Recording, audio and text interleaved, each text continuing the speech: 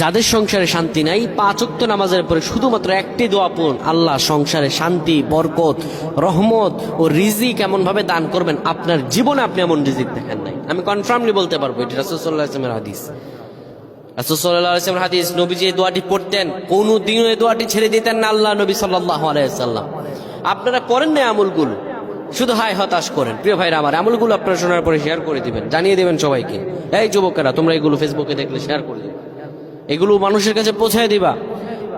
আপনি 5 ওয়াক্ত নামাজের পরে এই আমলটি করবেন। বাবা মার সঙ্গে সংসারে শান্তি নেই, সন্তান বাবা মার কথা শোনে না, বাবা মার সঙ্গে সংসারের কোনো আন্ডারস্ট্যান্ডিং নেই, স্ত্রী স্বামীর কথা শোনে না, স্বামী স্ত্রীর কথা শোনে, অবাধ্যতা রন্ধে রন্ধে পৌঁছে গেছে।